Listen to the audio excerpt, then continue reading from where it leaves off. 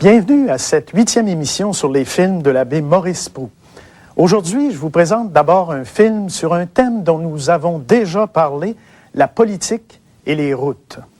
On le sait maintenant, l'Union nationale, qui a été au pouvoir à Québec de 1944 à 1960, avait fait son cheval de bataille des routes, du pavage des routes. C'était ce qu'on appelait à l'époque la politique des bonnes routes. Et l'abbé Proulx, aujourd'hui, rend hommage aux routes du Québec. En fait, le réseau routier est le prétexte pour une grande balade en voiture. Mais d'abord, nous allons voir un autre bel exemple de la coopération au Québec, celle des produits de l'érable. Ce sont les Amérindiens les premiers qui nous ont appris à extraire la sève de l'érable quand venait le printemps et à en faire du sirop et du sucre. Et on a continué jusqu'à aujourd'hui. Le premier film de l'abbé Proulx sur les produits de l'érable remonte à 1950. Mais l'abbé Proulx en a fait une seconde version en 1955 et c'est cette version-là, celle de 1955, que nous allons voir aujourd'hui.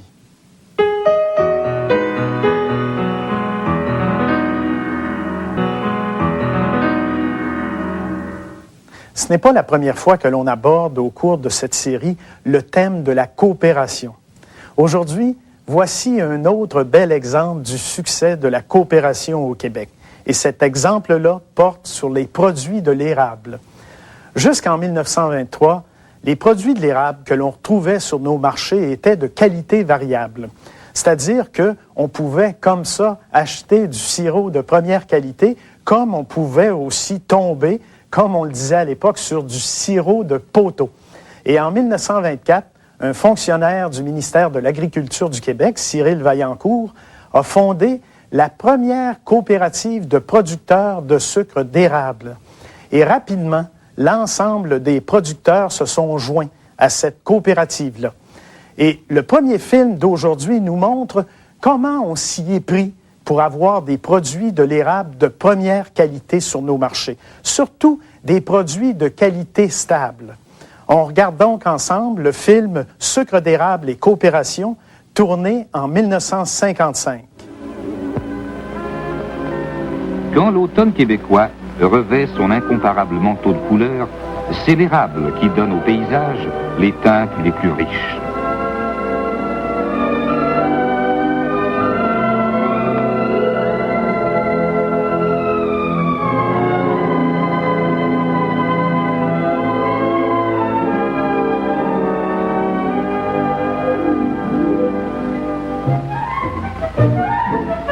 Une à une, feuilles rouges, feuilles d'or tombent autour de la cabane à sucre. Puis, c'est l'hiver.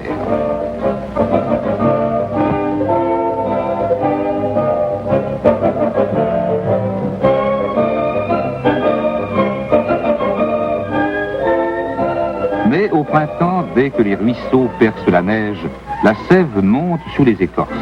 La sucrerie s'éveille. C'est l'heure de l'entaillage.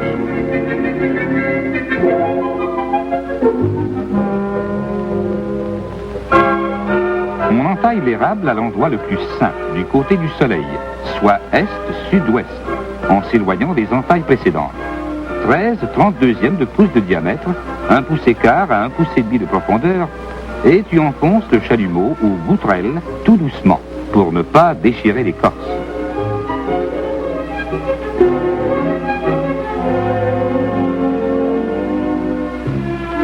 Du cœur de l'érable, bientôt coule la sève. Par temps idéal, les gouttes tombent si drues qu'on dirait qu'elles sonnent les secondes dans le seau. Abritons-les d'un couvercle.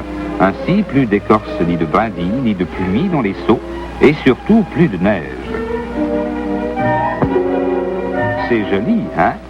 Mais pour du sucre d'érable, ça vaut 3 fois 0. La neige est tellement plus belle, tellement plus neige à l'extérieur du seau.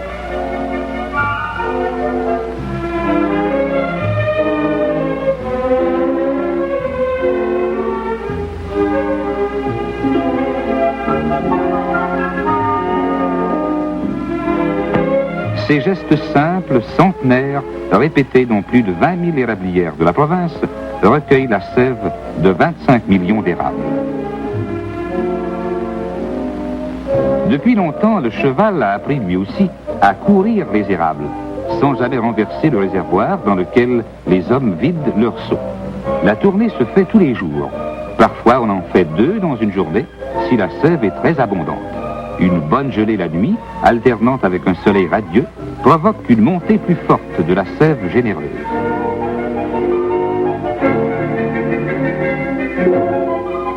Le cheval s'en va vers son avoine.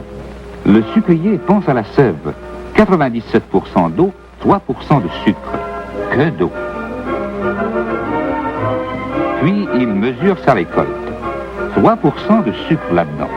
Mais beaucoup d'eau, des milliers de tonnes d'eau filtrées et versées dans les réservoirs, ça finit en bouillant par faire chaque année dans la province pour une dizaine de millions de dollars de produits d'érable.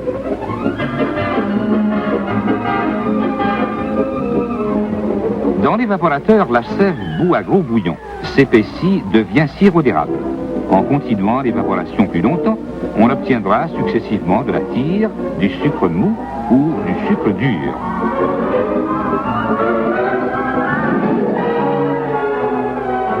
La tire d'érable bouillante exige d'être servie sur un plat de neige immaculé, où elle se refroidit rapidement. C'est le moment le plus gai de la partie de sucre. La cabane se vide en un clin d'œil. Armé de palettes de bois, le groupe joyeux assiège la table enneigée, se dispute les morceaux de tire où brillent quelques cristaux de neige. Et pour bien demeurer dans la tradition, plus d'un aura la figure collante à la fin de la journée.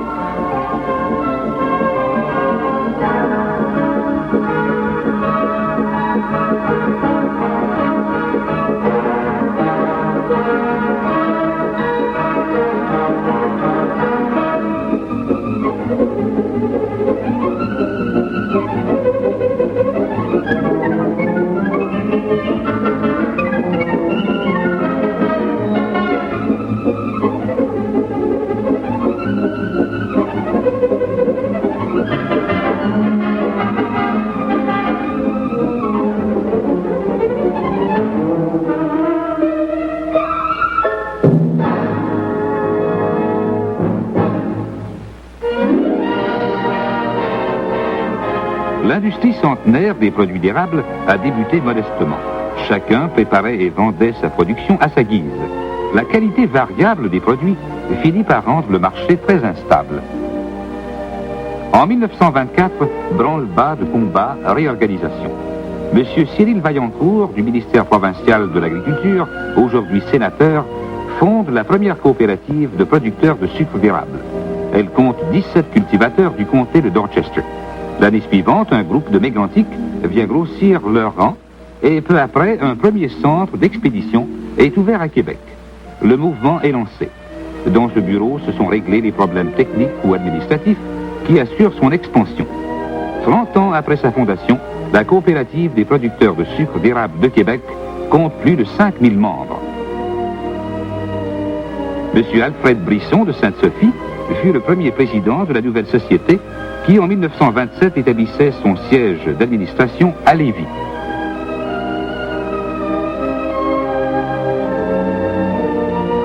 Deux ans plus tard, un ouvrier de la première heure, Jules Méthode, prenait la direction de la nouvelle usine que la coopérative installait à Plessisville. Le chimiste Armand Roberge remplace M. Méthode, devenu chef de la division acéricole au ministère de l'Agriculture. L'usine de Plessisville reçoit le sirop des érablières des membres de la coopérative, voit à la préparation et à la mise en marché des produits.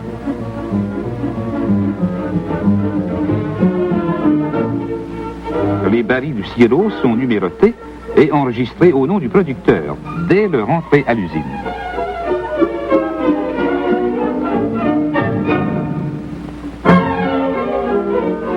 Une fois les barils pesés, les inspecteurs du gouvernement provincial ont la responsabilité exclusive de prélever les échantillons pour fin de classification. Les pipettes spéciales sont lavées entre chaque prise d'échantillon. La bouteille porte le numéro du baril. Le classificateur reçoit les échantillons et les classe en les comparant aux standards légaux. Il vérifie le goût et détermine la classe suivant la saveur, la limpidité, la couleur et la densité du produit.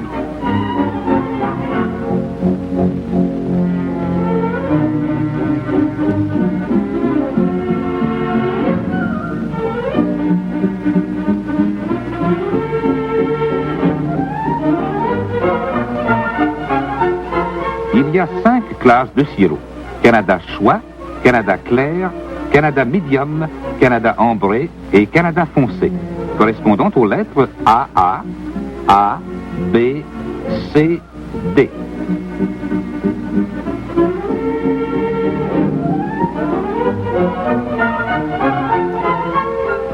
Les résultats notés serviront à établir le prix à payer au producteur. Une fois classifiés, les échantillons sont apportés au laboratoire pour l'analyse chimique et physique. Des techniciennes procèdent aux différentes opérations sous la surveillance des chimistes.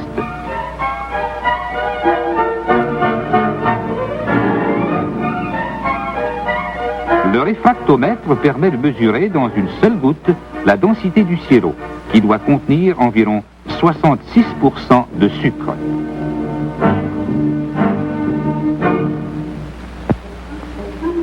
L'échantillon subit ensuite une série d'épreuves qui en déterminent la pureté. Ce contrôle sévère exercé sur chaque baril permet à la coopérative de fournir au marché un produit 100% pur.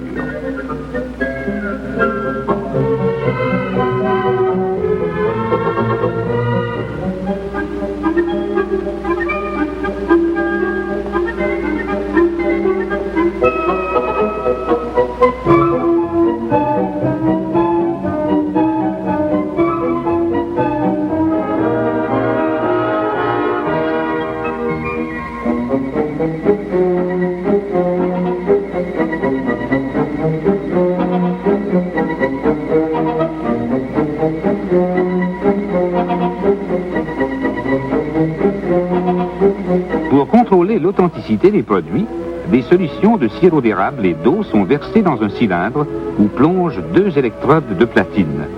Cet appareil dit de conductivité, le spectrophotomètre, mesure la résistance de la solution au passage du courant électrique. La sève qui coule de l'érable ne contient pas de plomb. Cependant, certains ustensiles utilisés à la sucrerie, s'ils contiennent du plomb, peuvent transmettre au sirop d'infimes quantités de ce métal.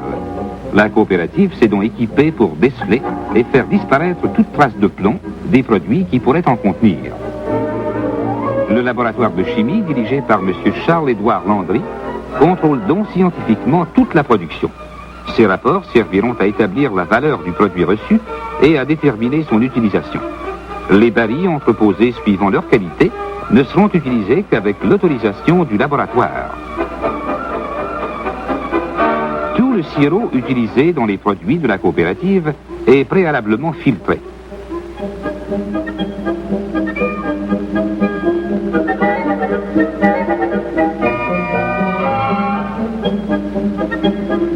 Sorti du filtre parfaitement clarifié, le sirop d'érable doré et limpide est gardé dans des réservoirs. Selon le marché, il restera sirop ou deviendra sucre d'érable. Pour devenir sucre, il est concentré par chauffage à la vapeur. La cuisson demande un contrôle de tous les instants pour obtenir du sucre de la plus haute qualité.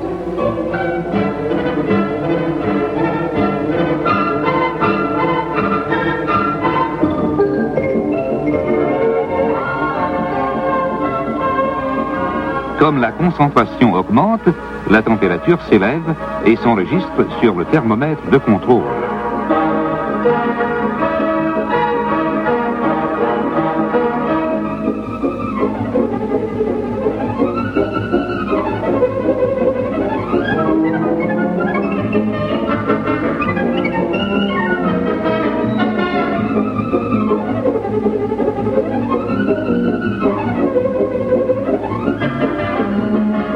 En une trentaine de minutes, la cuisson est terminée. Le sirop cuit descend alors dans les cristalliseurs.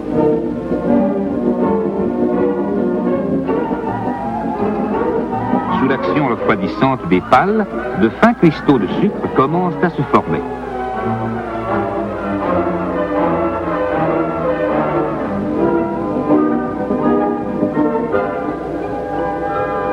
Avant que le sucre durcisse, il est moulé dans des boîtes doublées de papier imperméable.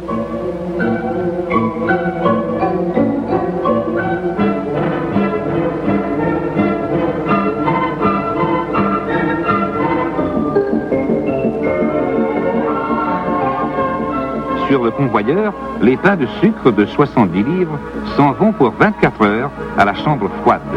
De là, lisses, beaux et durs, ils seront entreposés jusqu'à l'expédition.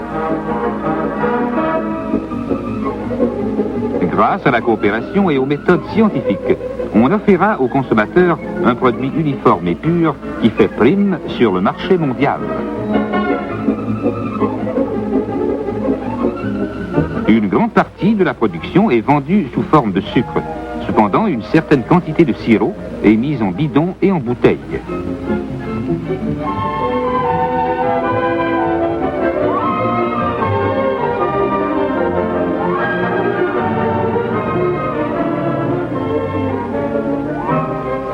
La capsule hermétique assure une conservation indéfinie. Enfin, la coopérative des producteurs de sucre d'érable de Québec signe avec fierté son beau travail. Citadel est la marque des produits de première qualité.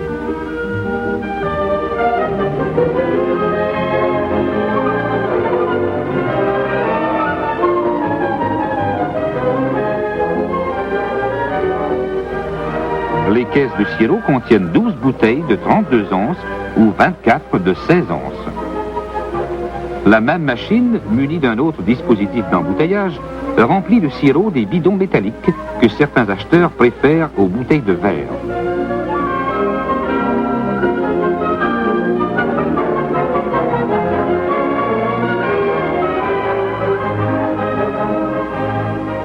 L'étiquette Camp désigne la deuxième marque de la coopérative, un produit qui se classe immédiatement après ceux de marque Citadel, d'après les rigides standards de qualité maintenus par la coopérative.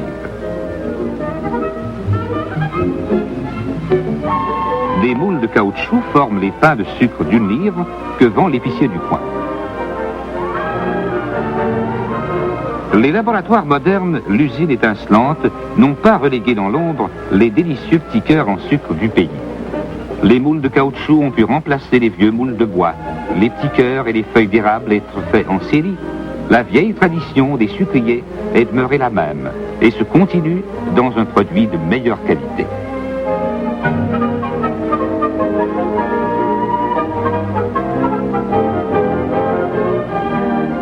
Petits cœurs en sucre, feuilles d'érable gentiment rangées dans leur boîte, emportent sous la cellophane toute l'atmosphère de la cabane à sucre. Le pain de sucre couronnera sa carrière dans votre cuisine. Il se conserve facilement et s'emploie justement dans ces nombreuses recettes que vous réussissez si bien. Il en est de même du sucre granulé obtenu par un procédé spécial de cristallisation du sirop. Ainsi se placent dans cet emballage attrayant le sirop, le pain de sucre, le sucre granulé et le beurre d'érable. Produits qui racontent l'histoire progressive de l'industrie érablière, l'histoire de l'arbre généreux et du sucrier vaillant, celle du fils qui veille la nuit pour entretenir les feux, celle des chimistes et des techniciens, celle de la coopérative des producteurs de sucre d'érable de Québec. À l'épicerie, le temps des sucres dure les 4 saisons. Des années d'efforts et de progrès, un contrôle scientifique sévère garantissent la qualité des produits d'érable. Les enfants connaissent bien la savoureuse recette que connaissait leur arrière-grand-mère. Une grande tranche de pain de ménage dans une assiette de crème et du sucre d'érable. Beaucoup de sucre d'érable dessus. C'est un moyen radical de faire patienter de jeunes affamés jusqu'à l'heure du souper.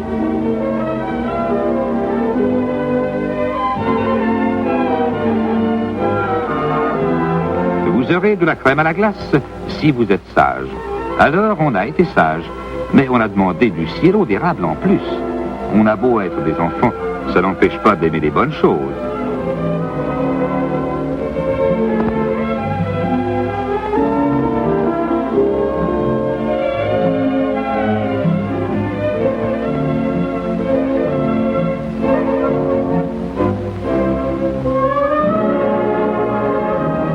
La joie spontanée des petits devant ces friandises étalées sur la table, l'appétit avec lequel ils mangent leur collation, sont leur manière de dire merci aux grands érables de la forêt québécoise qui, chaque printemps, nous refont généreusement le même cadeau, le plus doux cadeau de la nature.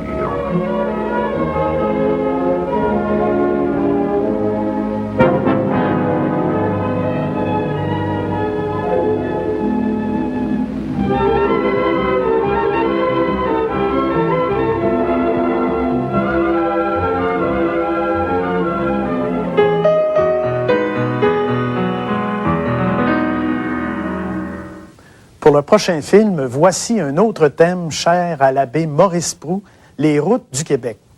En fait, il faut dire que le Québec a été en retard pendant longtemps sur les autres régions nord-américaines quant à son réseau routier. Et l'Union nationale, qui a été au pouvoir à Québec de 1944 à 1960, a fait son cheval de bataille des routes et des ponts. En 16 ans, l'Union nationale a investi davantage dans les routes et dans les ponts que dans l'éducation, dans la santé et dans le bien-être de la population.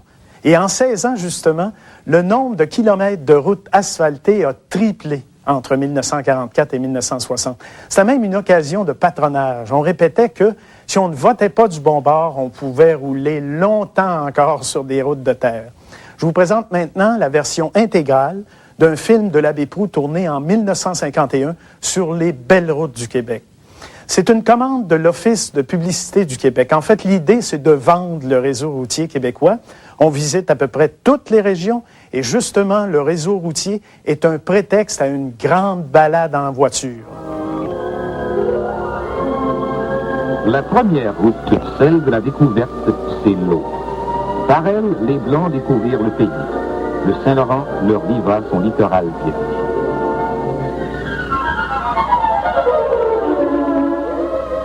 Des hommes audacieux, qu'on appelait voyageurs, partirent à l'aventure par la route intérieure des rivières et des lacs.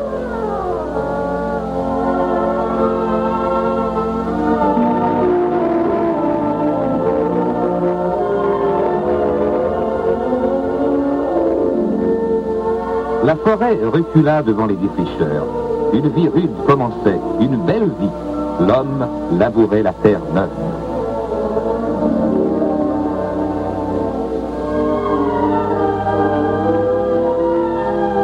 Quelques arpents plus loin, son voisin en faisait autant. Ainsi naquirent les rangs, les villages et les villes. Et pour aller raconter cette bonne nouvelle, un premier chemin perça les bois, longea les champs.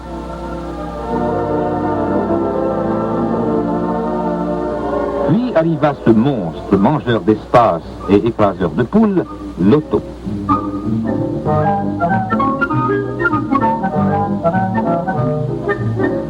On se familiarise bien vite avec ce bolide qui fait du 30 à l'heure quand le chemin n'est pas trop chaotique.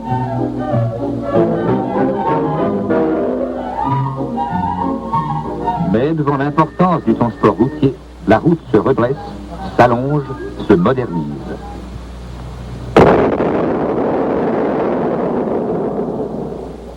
Pour construire une route moderne, s'unissent des hommes aux sciences diverses.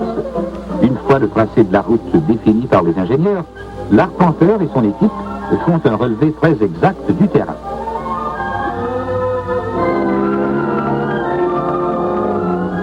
Des sondages effectués à intervalles réguliers par un autre groupe de spécialistes révèlent la nature du sol à des profondeurs variées.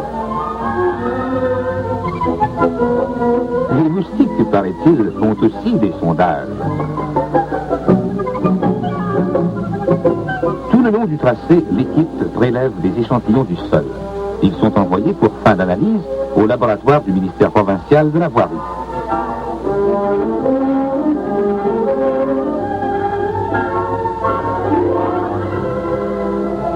Le physicien et le chimiste apportent aux constructeurs de routes une collaboration scientifique indispensable.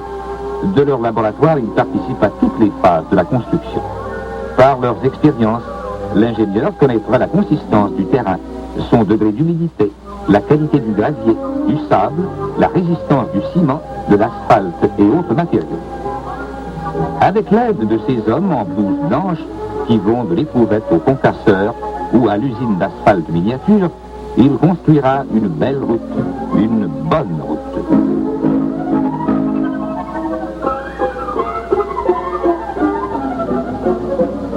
Le halètement des moteurs couvre les bruits familiers de la forêt. Après avoir percé une large trouée, les bulldozers puissants nivellent le terrain. La force de ces engins est imposante. Leurs lourdes lames d'acier poussent devant elles plusieurs tonnes de terre qui roulent comme vagues devant la poussée irrésistible.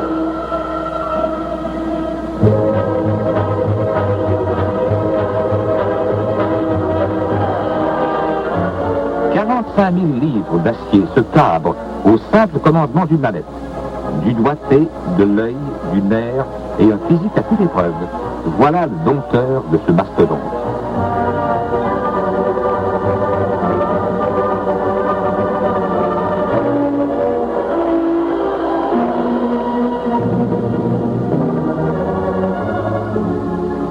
Aux approches du pont, sur la butte, se traîne un gros scarabée jaune.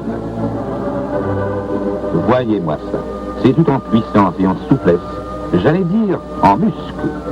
Cette espèce de grosse benne, montée sur roue tout-terrain, est articulée de câbles et de leviers qui la rendent très maniable. La pelle, les tourneaux, n'est pas automotrice. Ses commandes sont reliées au tracteur qui la remorque. Si la charge est trop lourde, un autre tracteur la pousse. Ses flancs creux portent d'un seul coup la charge de 4 camions, soit près de 25 tonnes. Dans une journée, la pelle des tourneaux fera la besogne de 500 chevaux de trait.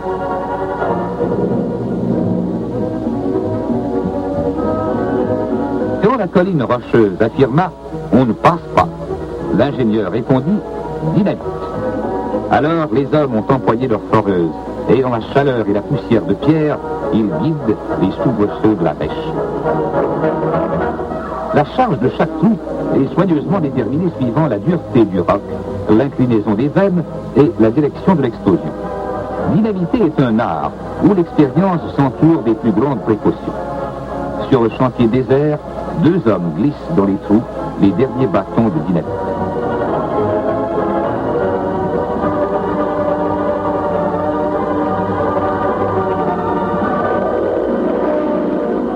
Danger, signale le drapeau rouge. Tout est prêt? Vas-y.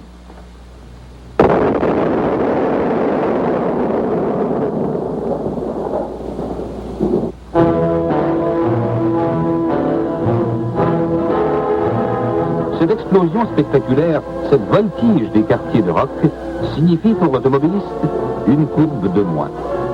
De nouveau, le chantier s'anime. Les grues grincent des dents en soulevant d'énormes blocs de pierre.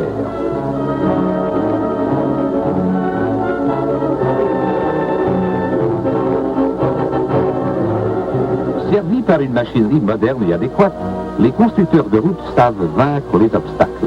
Et dans leur métier, ce n'est pas ce qui manque.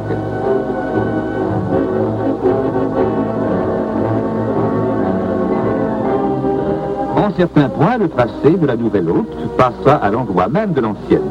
Celle-ci devra alors être améliorée par des travaux d'élargissement et de redressement.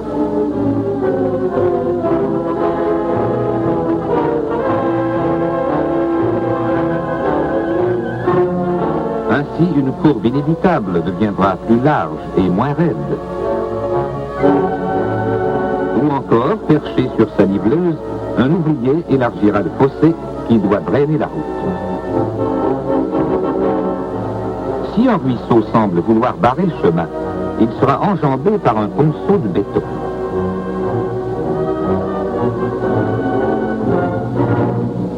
Le ponceau terminé est recouvert. Peut-être un jour, lui passez-vous sur le dos. La plateforme de la route terminée, il faut la recouvrir d'une couche de gravier. L'ingénieur a trouvé le plus près possible des bancs de ce matériau dont la qualité a été acceptée par les laboratoires. La grue mécanique insatiable gruge le sol avec l'entêtement d'un ruminant. En un défilé incessant, les camions vont déverser sur la route des milliers de tonnes de gravier.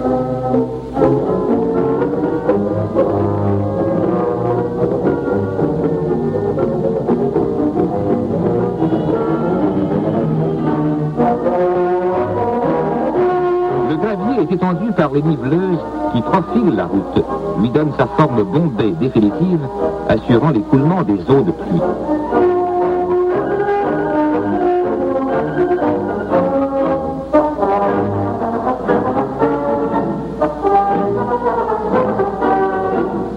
Les arpenteurs viennent faire un relevé de la route finie pour vérifier si elle est conforme aux plans et devis.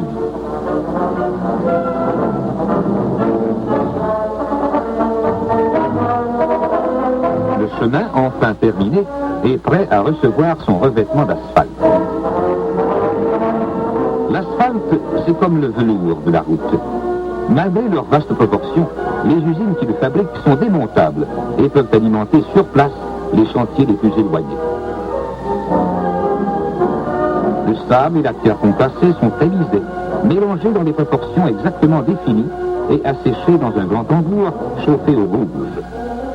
Ils sont ensuite mélangés à l'asphalte liquide, un sous-produit de la distillation des pétroles.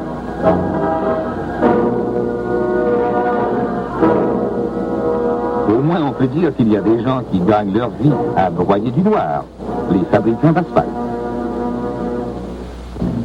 Rendu sur place, le béton bitumineux est déchargé dans une étendeuse qui l'étend lentement en une couche lisse et uniforme. La finition qui se fait au râteau paraît simple, mais c'est un travail délicat qui demande beaucoup d'expérience et une main sûre.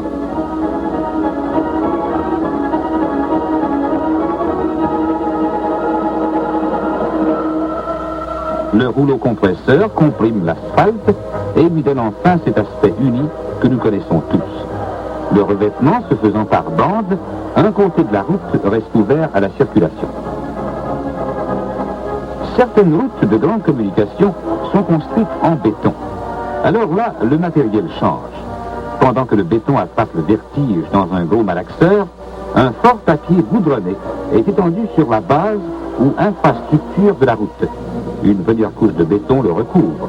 Ici également, on procède par bande longitudinale. Un treillis métallique arme le béton. Encore une couche et le revêtement atteint l'épaisseur voulue.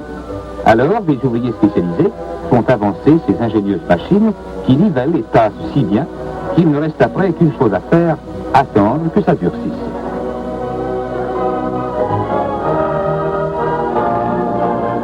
La route ne franchit pas les rivières ou les fleuves.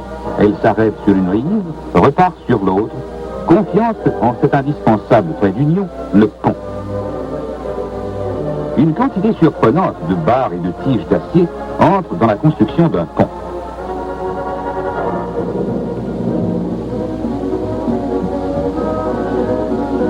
Ces longues tiges superposées et entrecroisées forment une trame métallique qui constitue l'armature du pont et en augmente la résistance, lui permettant ainsi de supporter les charges les plus lourdes.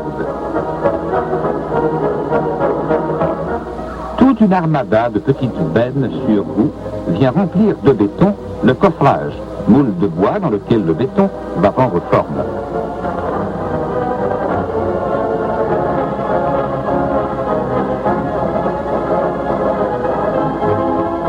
Cet instrument agité de soubresauts convulsifs est un vibrateur. Tout frissonnant, il permet au béton de mieux s'infiltrer dans les moindres recoins du coffrage.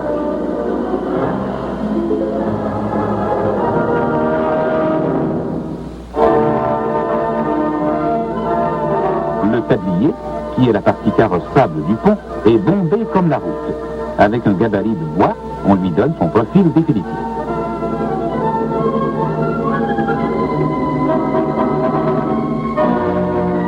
Les travaux sont presque terminés. Le nouveau pont émerge peu à peu de son cocon de bois. La construction et l'entretien des ponts ne relève pas du ministère provincial de la voirie, mais de celui des travaux publics. Un beau pont, c'est une poignée de main qu'une rive donne à l'autre. C'est une utilité publique de grande valeur pour un peuple qui voit grand.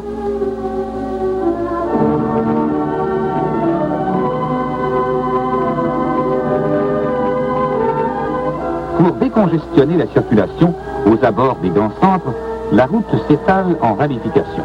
Chaque branche mène à une autre route ou à une des artères principales d'une grande ville. Ainsi apparaît du haut des airs la route nationale numéro 2, comme elle se divise pour aboutir à différents points de la ville de Montréal.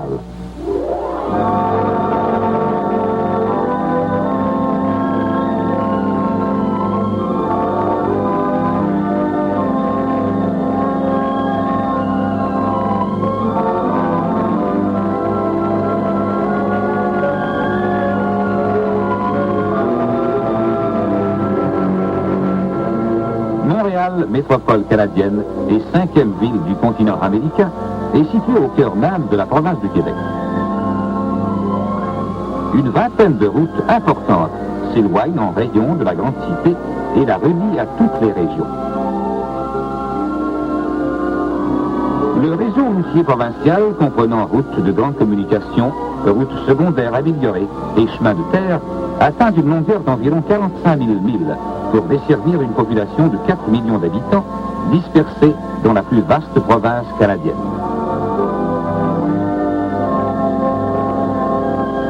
L'Abitibi, par exemple, est à plus de 350 000 de Montréal. La route a largement contribué au développement rapide de cette vaste région minière. Songez que des villes comme Rouyn-Noranda et que les premières exploitations minières n'ont pas 50 ans. Après s'être promenée d'un puits de mine à l'autre, la route s'en va rejoindre l'Abitibi agricole. La terre apporte bien. Peu à peu, le colon infatigable devient cultivateur. Le prix de sa vaillance est dans la promesse de la récolte. L'œuvre aussi nécessaire de la colonisation fonde sans cesse de nouvelles paroisses de défricheurs. Une grande région agricole se développe, dont la ville d'Amos est le centre.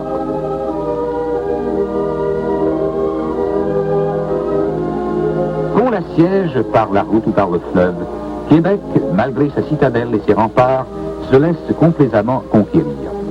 Annoncée de loin par cette silhouette familière, la vieille capitale commande le plus beau point de vue du fleuve. Le château Frontenac s'impose au Cap Diamant et à la ville historique dont le rayonnement a depuis longtemps franchi les vieux murs.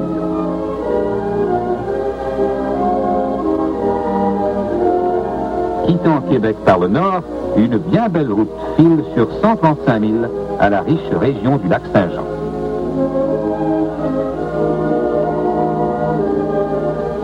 Deux arrêts sont nécessaires pour montrer patte blanche à l'entrée et à la sortie du parc provincial des Laurentides que le boulevard Talbot traverse dans toute sa longueur. Pour un pêcheur enragé, cette route est sans doute la plus belle du monde. Elle le transplante rapidement en pleine nature, dans un immense territoire de pêche où 5000 lacs et rivières lui permettent de renouveler chaque année son répertoire de « Je te mens pas, celle que j'ai manquée, elle était grosse comme ça ».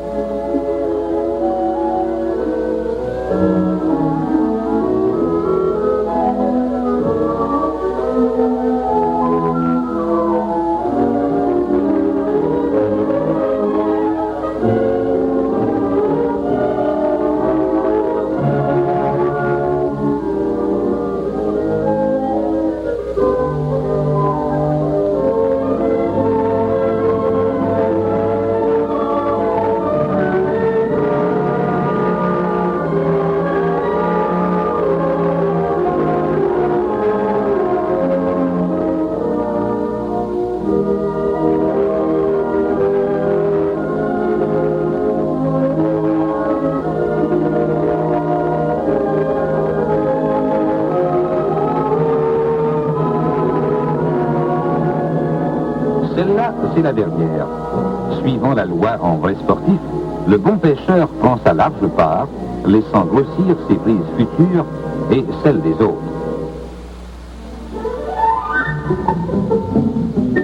retour de pêche s'agrémente parfois d'une rencontre dans cette réserve où la faune trouve un refuge inviolé. Surprise en plein milieu d'un petit lac, la femelle orignale met aussitôt le cap sur la rive et force l'allure.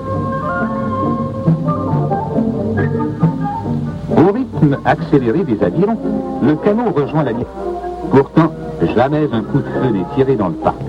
Le seul sport permis est la pêche à la mouche. Avec ça, personne n'a encore attrapé l'orignal.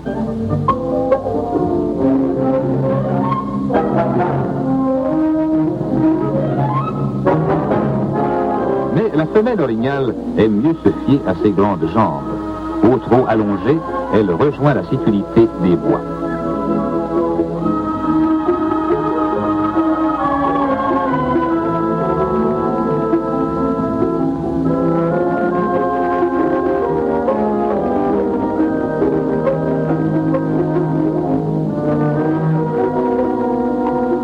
Le boulevard Talbot passe à l'étape, la seule hôtellerie du parc qui soit ouverte toute l'année. Il continue le long du lac Jacques-Cartier et, quoique les vieilles Laurentides et le Doron, atteint en douceur l'altitude de 2800. Bon, ça y est, encore un accident. Je savais bien aussi qu'on ne pourrait pas faire notre petit tour tranquille sans voir quelqu'un prudent dans le fossé. Mais non, c'est un orignal qui sort tranquillement de son bain à proximité de la route.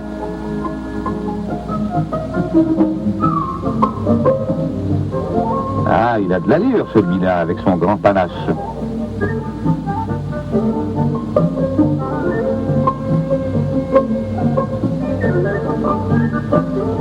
Ce n'est pas qu'il soit tellement élancé, ni que sa démarche soit tellement gracieuse, mais il est le roi de la forêt canadienne.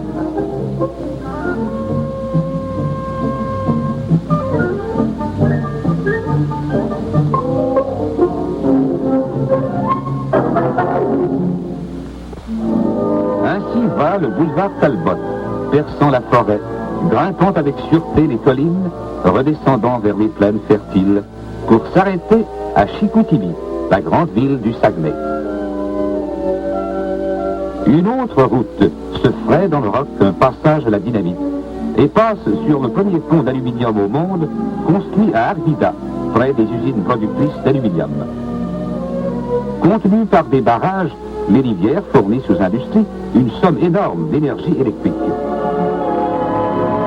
Elles amènent aux scieries le bois, une des principales richesses de la région du lac Saint-Jean.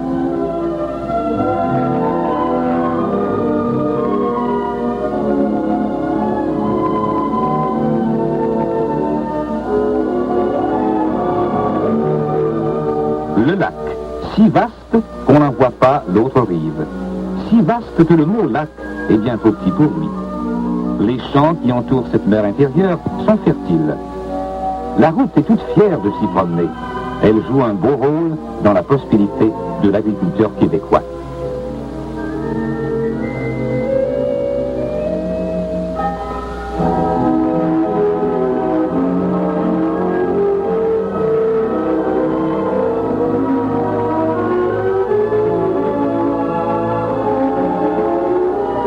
Ainsi sont reliées par un réseau routier les régions du Québec, du Saguenay et du lac Saint-Jean. Plus loin, la route de Chibougamau découvre un pays neuf. L'avion n'est plus seul à la conquête du Grand Nord. Quittant la rive nord, une autre route franchit le Saint-Laurent par le pont du Québec et escorte le fleuve jusqu'à la mer. Elle longe la vieille église de Saint-Jean-Port-Joli et après quelques heures arrive en cette région très belle, la Gaspésie. Le cap Gros-Morne est si près de l'eau que la route lui marche sur les pieds. Plus loin, elle souligne le profil capricieux d'une anse de pêche. Gaspé. Ici, sous le signe de la croix, commence l'histoire. Dans ce décor, meublé aujourd'hui par une ville agréable, arrivait en 1534 le malouin Jacques Cartier.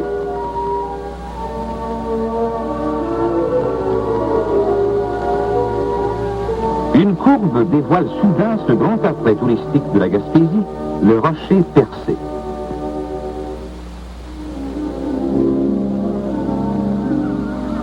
Sur la grève, des pêcheurs qui reviennent du large. Des touristes qui sont bientôt leurs amis.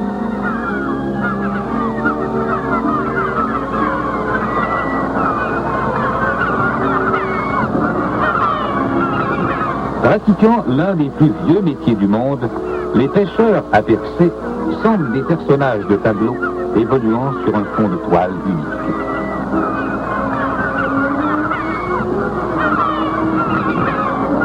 Les goélands qui meublaient le ciel de leur impatience disputent à la marée montante les déchets de poissons.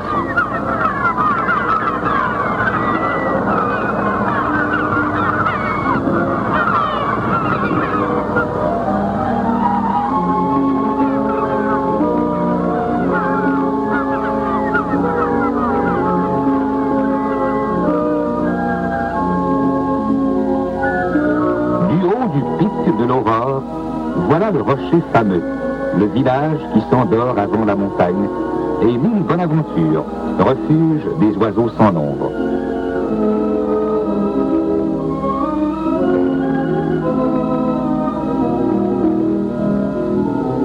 Coin du Banc, un joli nom, une bien belle plage. La mer, le soleil et le sable, c'est le merveilleux compagnon pendant les vacances. La mer, le soleil et la barque, témoins quotidiens du labeur des pêcheurs côtiers.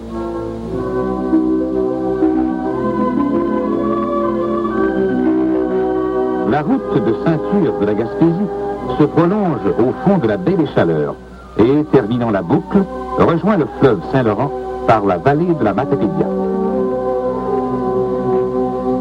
Elle accompagne par endroits la rivière caillouteuse où le pêcheur de saumon pêche jusqu'à la ville. Un jour, la campagne commence à se vêtir de neige.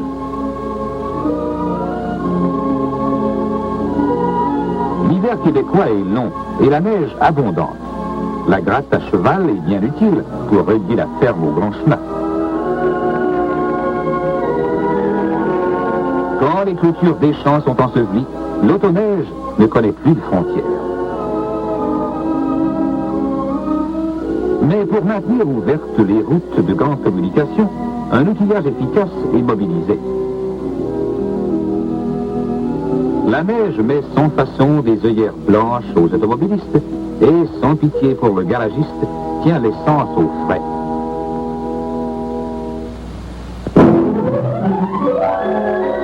Pour garder la route carrossable, la voirie lance contre la neige ses plus gros canons. De toutes ses dents rondes, la souffleuse avale le banc de neige et le vaporise en un jet puissant.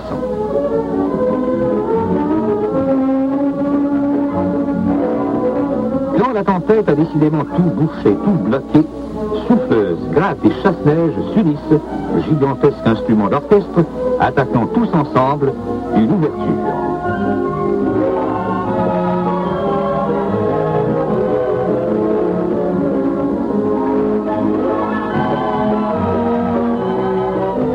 L'air de la machine ne plaît pas à tout le monde.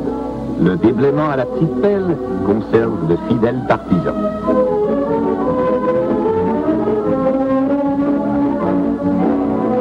Chaque hiver, la voirie provinciale entretient quelques 23 000 milles de chemin, soit toutes les routes de grande communication et la presque totalité des routes secondaires améliorées. La route la plus agréable est sans doute celle des vacances. De décembre à fin mars, elle emmène les skieurs au sport d'hiver. Près de Sainte-Adèle, les figures de glace du carnaval évoquent des scènes d'antan.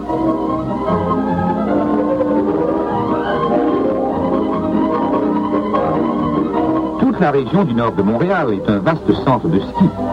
Jasper, en Québec, est une de ces nombreuses stations offrant aux skieurs de tout âge et de tout calibre des pentes variées, très faciles à monter. La descente est en somme une affaire personnelle.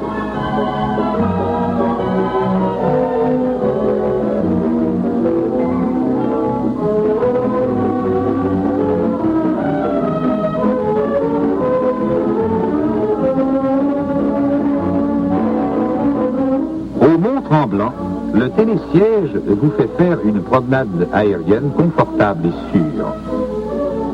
Découvre un panorama très beau qui poétise l'escalade et vous dépose à une hauteur respectable.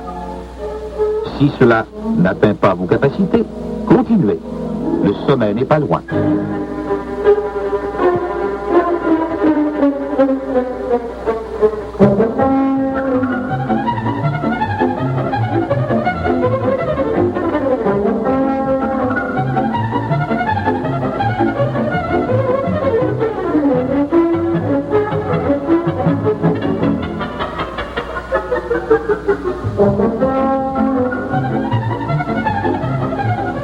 Une après l'autre passent les saisons, modifiant le visage de la belle province.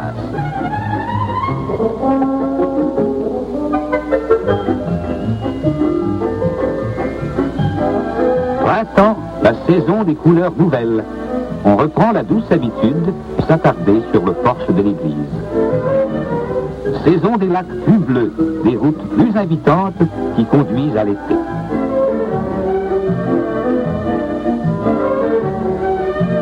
Route de prospérité, route large et solide, ralentie devant la fraîcheur d'une rivière. Route prudente surtout, trop souvent endeuillée de négligence stupide. Route pourtant si précieuse à tous, alliée de l'agriculteur et du citadin, actif indispensable à l'économie nationale. L'automne rougit l'érable et donne au paysage la richesse de ses coloris éphémères. Route d'automne si fraîche, bordée d'or et de pourpre, route des 4 saisons enfin, qui sillonnez la province. Votre rôle est grand et vous le jouez bien.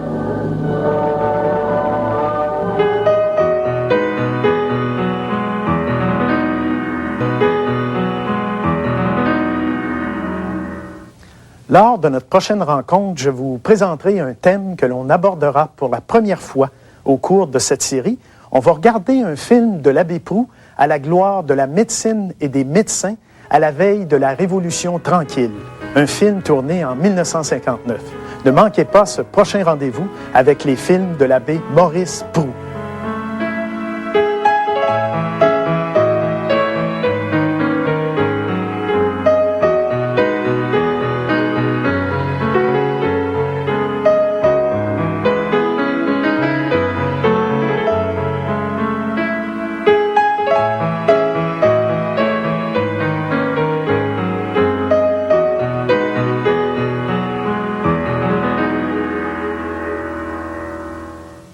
Téléservice.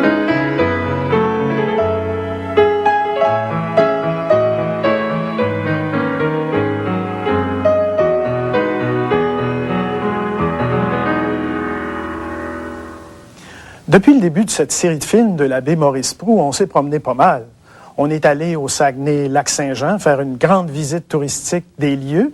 On est allé en Gaspésie, on est allé en Abitibi voir les colons. On est allé aussi rencontrer le député Roméo Lorrain dans l'Outaouais. Et on a abordé aussi plusieurs thèmes. L'agriculture, d'abord, peut-être le thème favori de l'abbé Proulx. La colonisation, le tourisme, la coopération au Québec, thème majeur également. On a fait de la pêche. On a fait de la pêche au nord de Chibougamau, au lac Wakonishi. Après être allé sur les ailes du Boréal Air, on a fait du ski au lac Beauport, au nord de Québec. On a taquiné aussi le bar dans l'estuaire du Saint-Laurent quand on a participé au tournoi de pêche annuel de Lévis. Eh bien, aujourd'hui, on a pour vous quelque chose de nouveau, absolument nouveau. C'est un film de l'abbé Proulx, mais cette fois-ci à la gloire de la médecine et des médecins à la veille de la Révolution tranquille, en 1959. Par ailleurs, nous sommes déjà allés en Gaspésie, hein? Rappelez-vous, sur les ailes de la péninsule, là, on avait fait un voyage sur les ailes d'un goéland. C'est un grand poème de l'abbé Proulx avec des cadrages soignés de fort belles images. On y retourne aujourd'hui, mais de façon différente. Vous allez voir. Je vous en parle dans quelques instants.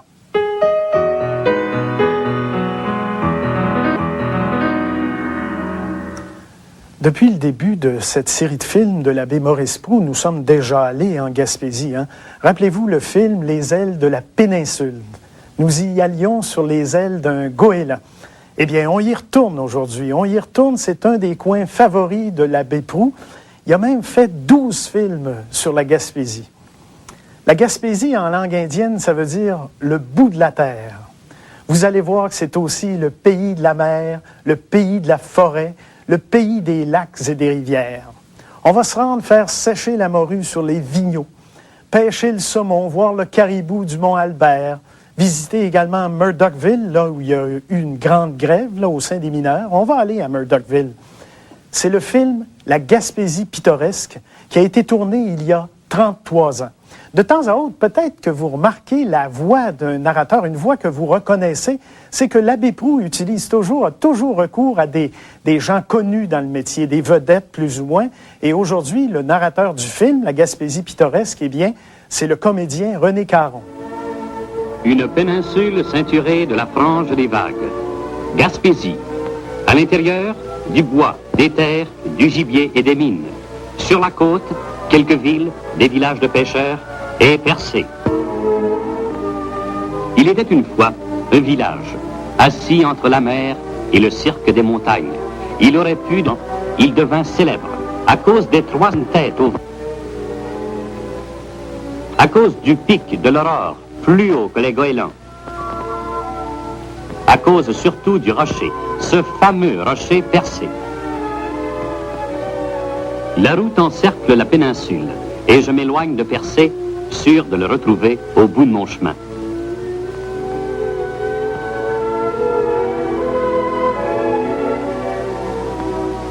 Thème premier de la vie gaspésienne, l'eau. Dans les échancrures de la côte, des petits ports de pêche, avec leurs salines, leurs frigos et cette atmosphère unique où se mêlent les odeurs de poissons et celles des prés voisins, les cris des mouettes et le sourd bruit des vagues.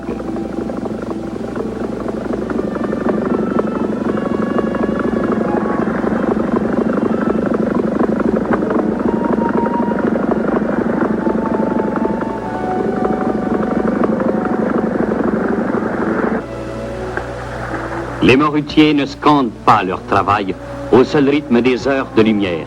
Quand nous les rejoignons au petit jour, ils sont déjà à relever leurs lignes. Ils en ont pour longtemps. À chaque palangre, 3 ou 4 000 hameçons. Ainsi, ces Gaspésiens pêcheurs de morue refont des gestes vieux de 1000 ans. Oui, coup de barre vers le progrès. Le cordier moderne se joint à la barge gaspésienne pour pêcher sur ses bancs où, dit-on, les pêcheurs basques venaient croiser avant Jacques Cartier.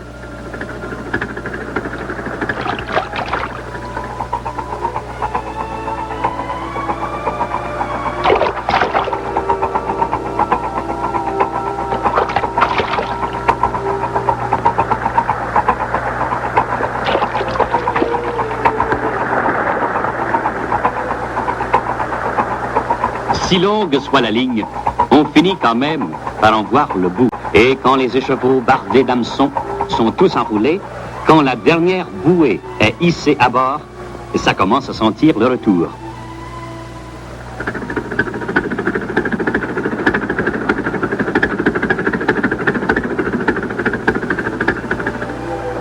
Mais sur un autre cordier, le travail se poursuit.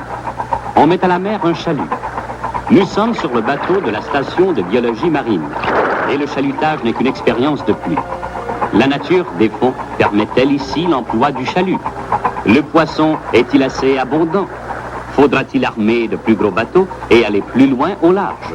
C'est pour toutes ces raisons, plus leur incessante recherche scientifique, que les biologistes triment en mer. Pêcheurs aux mains blanches, au service des pêcheurs.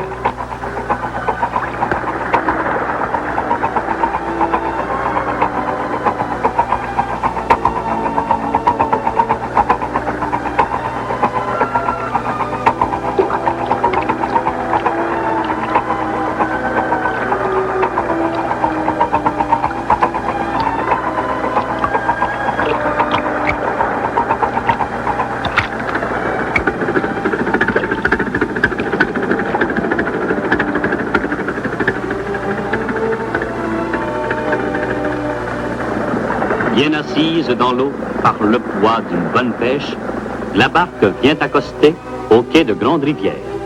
Les hommes reçoivent la brise plus chaude de la terre comme un accueil.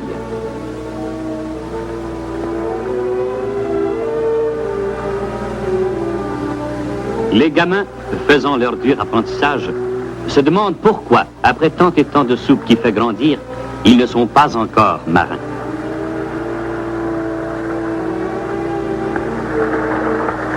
Important poste de pêche, Grande-Rivière est aussi un centre de recherche abritant les stations fédérales et provinciales de biologie marine qui travaillent de concert avec les autres stations de la côte atlantique.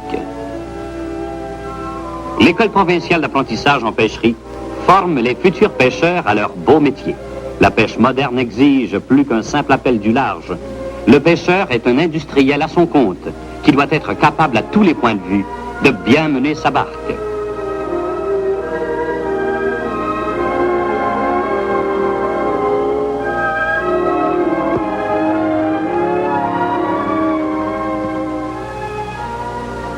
Sous le soleil des vacances, la Gaspésie offre aux baigneurs le sable fin de ses plages.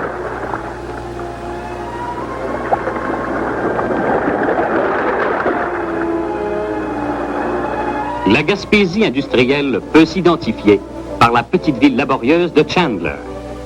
Entre les forêts de l'intérieur et le cargo amarré au quai, il y a Chandler et l'industrie de la pulpe. La route suit le profil de la côte et s'éloigne vers le fond de la baie des Chaleurs.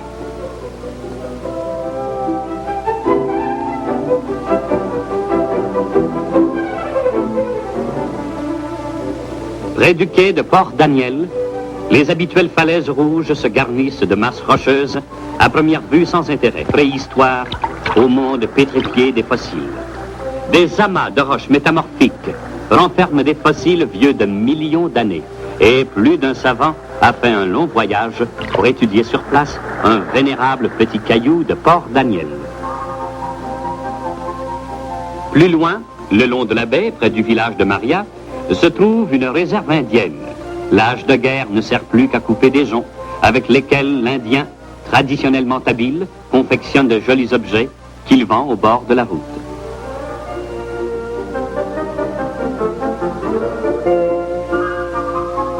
Nous retrouvons à Carleton l'industrie du bois de pulpe. À part quelques paroisses ouvertes à la colonisation et les établissements miniers récents, les terres intérieures de la péninsule ne sont pour ainsi dire habitées que par les chantiers des compagnies forestières.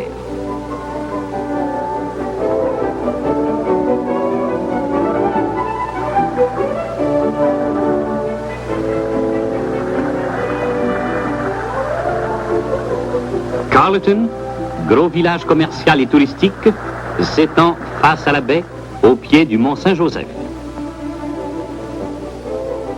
Au sommet, une chapelle domine toute la baie des Chaleurs. On la voit du Nouveau-Brunswick, en face, d'où sont venus les Acadiens qui fondèrent Carleton.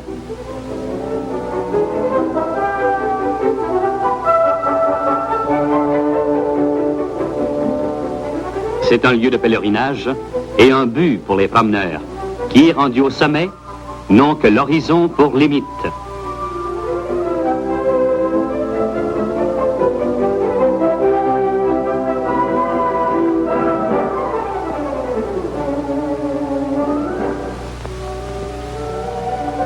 Carleton est le grand centre de la pêche commerciale du saumon. Vers le mois de juin, le saumon longe les côtes, cherchant l'embouchure des rivières pour y remonter frayé.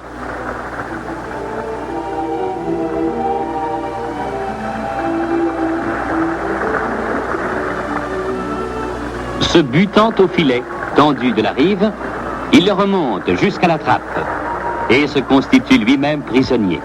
Le pêcheur n'a plus qu'à l'attraper. Mince besogne.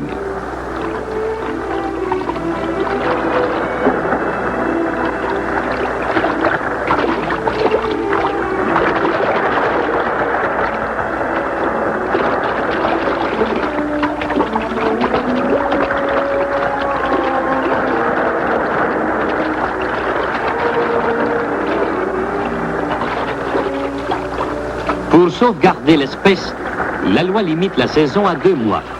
2 mois à jongler, main nue, dans une barque instable avec des saumons de 20 à 50 livres.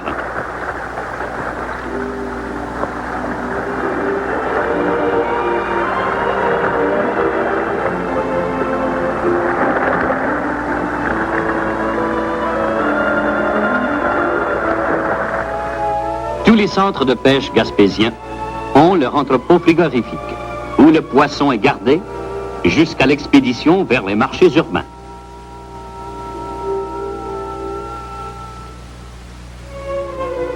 Ainsi conservée dans la neige, cette belle pièce arrivera toute fraîche au destinataire. Le saumon de la Gaspésie, justement renommé, figure au menu des plus grands banquets. Le versant nord de la Gaspésie est d'un relief accidenté. À Saint-Joachim-des-Tourelles, un moine de granit, sculpté par l'érosion de l'époque glaciaire, veille sur les jeux des enfants et le travail des hommes.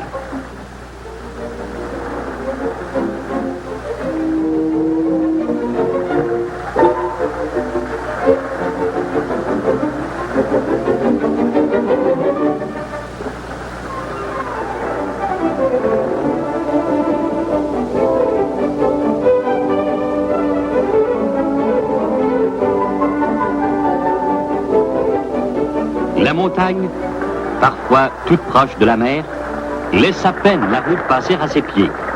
Elle fait que leurs ruisseaux se vaporisent en cascade.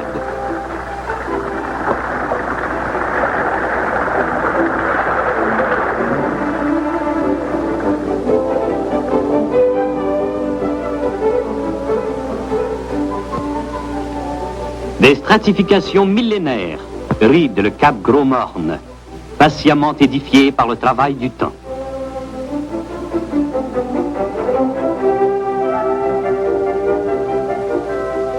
Puis, la route prend la montagne, suggère ça et là une halte prudente pour le conducteur fatigué ou pour celui qui veut casser la croûte devant un beau paysage.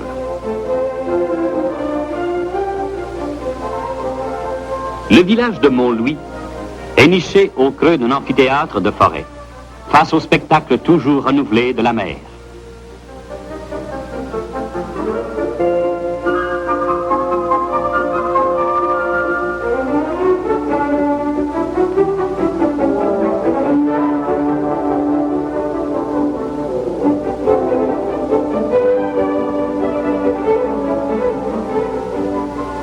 On pourrait dire, pas de morue, pas de Gaspésie, tant la morue occupe une place importante et quotidienne dans la vie des pêcheurs.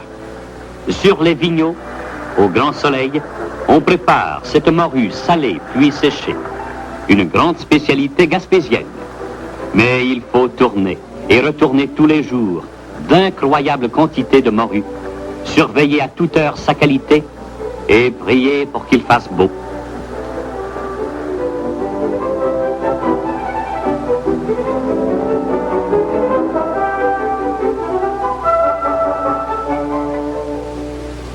La route qui ceinture la Gaspésie a une longueur de 560 milles. Elle ne connaît pas la monotonie, allant entre deux villages, des beautés sylvestres aux paysages marins. Ce dimanche d'été, à Rivière-au-Renard, se renouvelle une pieuse et très vieille coutume, la bénédiction des barques.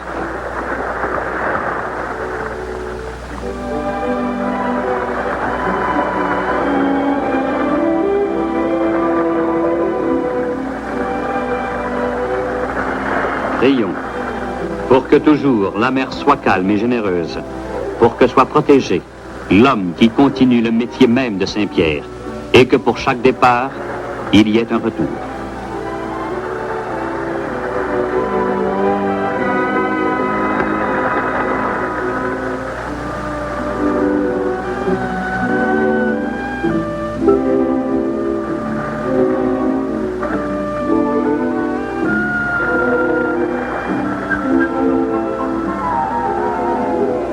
Du haut du cap Bon-Ami, le touriste comprend mieux le mot Gaspésie, qui en langue indienne veut dire le bout de la terre.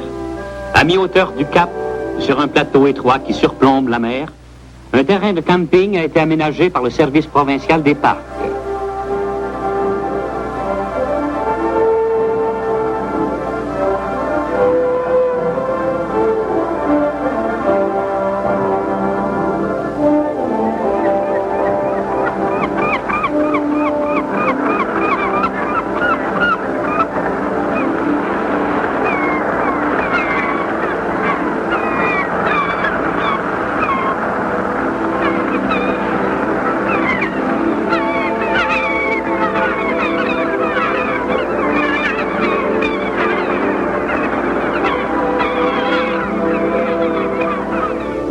Gaspé.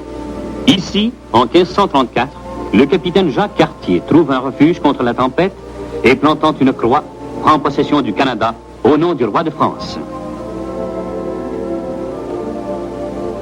Gaspé possède une usine ultramoderne pour la préparation du poisson. D'une capacité quotidienne de 60 000 livres, l'usine produit les filets frais et congelés, l'huile et la farine de poisson et assure aux pêcheurs un débouché stable pour la vente de leur capture. Pouvant ainsi traiter davantage, on pêche davantage. À la barque et au cordier s'ajoute un autre bateau, plus gros, le chalutier qui peut rester 5 jours en mer.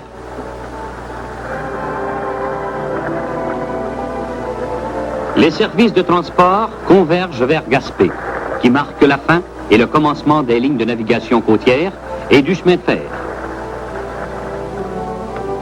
D'ici, les avions du circuit transgaspésien prennent leur envol pour desservir l'intérieur de la péninsule, les îles de la Madeleine, l'île d'Anticosti et les immenses étendues nordiques de la province de Québec.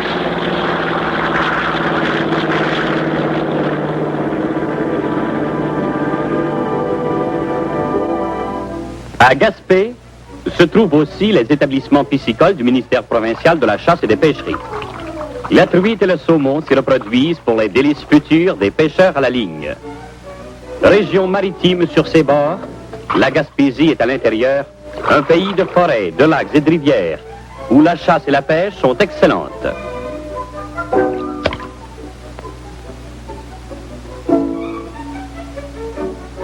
La pêche sportive du saumon se pratique en rivière, soit de la rive, soit en canot. Évidemment, la pêche à la mouche artificielle est la seule permise. Sur leur lit de cailloux, les rivières à saumon sont généralement peu profondes, sauf quelques bassins dans lesquels le poisson se repose.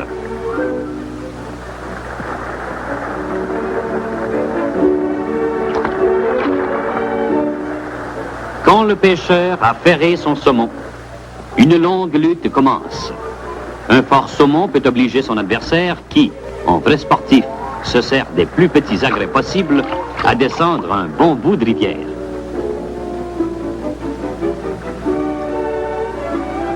Le plaisir de la pêche est d'employer la science et la ruse, de laisser filer la mince ligne qui risque de se rompre, d'écouter chanter le moulinet, de livrer au saumon une lutte à armes égales. Sport incomparable qui fera dire aux pêcheurs, quand j'ai pris un saumon, je suis satisfait pour toute l'année.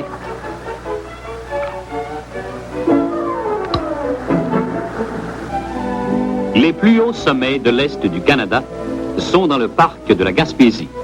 L'hôtellerie du mont Albert est le rendez-vous des naturalistes et des amateurs de montagne. Sur le mont Albert, dans la chaîne des Chic-Chocs, un rare troupeau de rennes de l'Amérique du Nord, les caribous. Le caribou jouit d'une immunité totale. Il est défendu en tout temps de le chasser. Extrêmement farouche, on le retrouve à l'automne sur le mont, à 3700 pieds d'altitude. Le sommet, tronqué par les siècles, forme un immense plateau où le troupeau erre à la recherche des lichens dont il se nourrit. Le chevreuil est sans doute le plus charmant spécimen de la faune abondante qui peuple en toute quiétude les 1300 000 carrés du parc de la Gaspésie.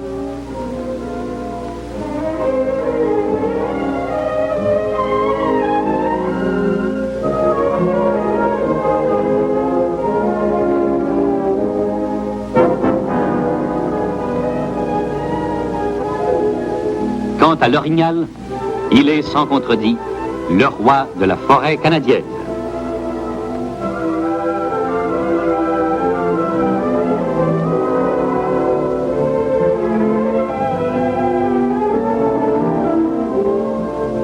Toute seule dans les montagnes, toute neuve, Murdochville. Le sol, ici, est riche en cuivre. 3 ans pour bâtir une usine et une ville complète. Au milieu des collines dénudées, percées de galeries et de puits, Murdochville travaille intensément.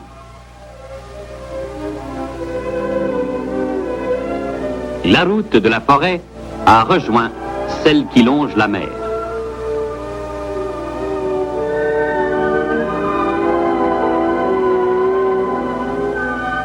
Entre Gaspé et Percé, un ancien camp militaire est devenu le gîte de Fort Prével. Plus de soldats, plus de canons, mais une accueillante hôtellerie du service provincial des parcs. Spécialité, les fruits de mer.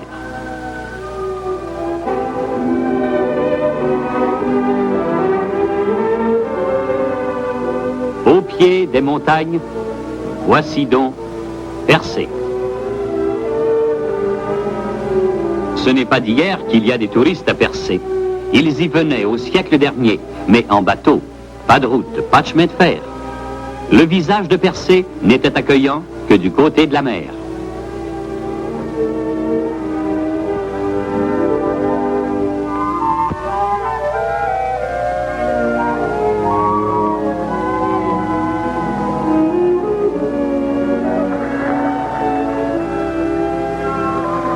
Même aujourd'hui, il n'est pas de visiteur qui, de passage à Percé, ne fasse une promenade en barque.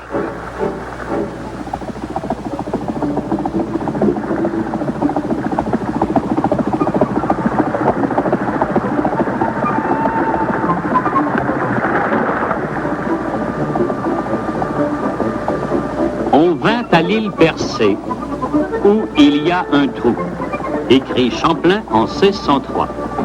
L'énorme masse de pierre et son fameux trou entraient dans l'histoire.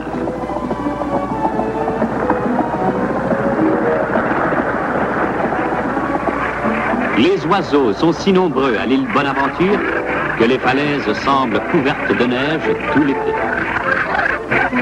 En majorité sont les fous de bassin, grands voyageurs qui passent la belle saison en villégiature.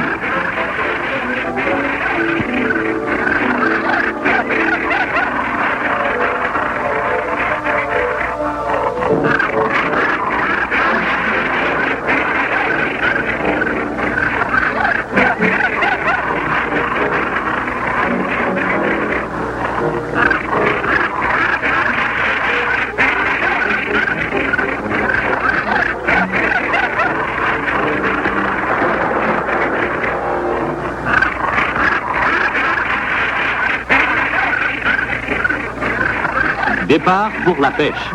Il y a les enfants à nourrir. En plus de rapporter la pitance à ses petits, le fou de bassin prend pour lui-même tous les jours l'équivalent de son poids en poisson.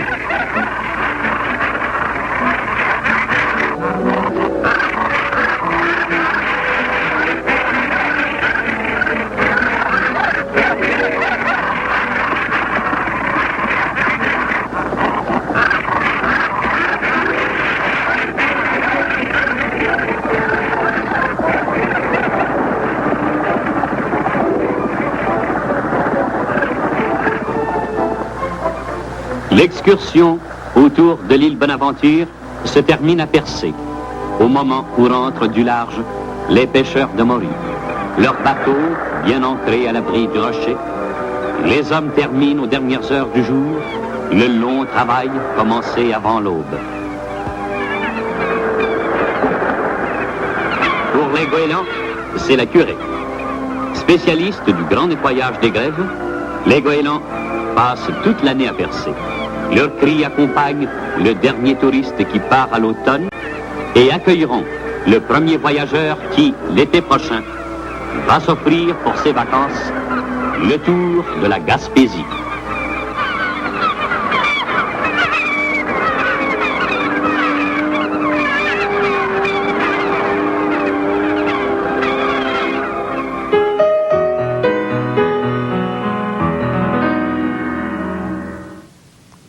Comme je vous le disais en début d'émission, l'abbé Maurice Proulx aborde aujourd'hui un nouveau thème. Il réalise un film sur l'histoire de la médecine au 20e siècle au Québec, sur l'ouverture des grands centres hospitaliers et sur les toutes dernières techniques mises au point pour le diagnostic et le traitement des maladies. C'est forcé, on va se promener pas mal dans les hôpitaux et les salles d'examen. Ce film-là est une commande du ministère de la Santé du Québec, comme d'autres ministères par le passé avaient donné d'autres commandes à l'abbé Proulx. C'est un film pour grand public, c'est un film pour vous donc, qui a été fait en 1959 à la gloire de la médecine et des médecins du Québec. Le Collège des médecins du Québec l'aurait payé que l'abbé Proulx n'aurait pas fait mieux. C'est un film qui vise à rassurer sur le système de santé de l'époque, donc déjà, on sentait le besoin de le faire et le public qui voyait ce film-là en gardait une impression de confiance et de sécurité. On regarde Médecine d'aujourd'hui, tournée en 1959.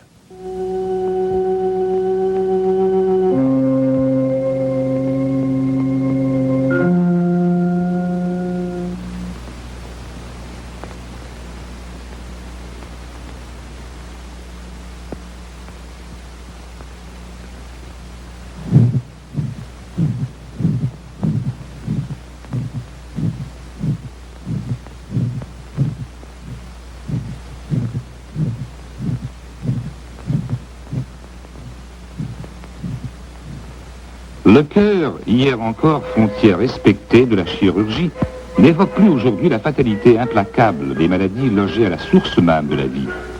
Des conquêtes prestigieuses ont transformé la médecine. De nos jours, le diagnostic du médecin bénéficie des toutes dernières acquisitions du progrès scientifique et technologique. Une longue série d'examens établit d'abord l'état général du patient.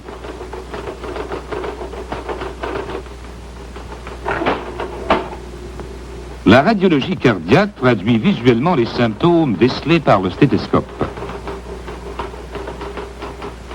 Le cathétérisme cardiaque permet d'analyser des échantillons de sang provenant du cœur même. Cet appareil fournit d'utiles renseignements sur l'oxygénation du sang.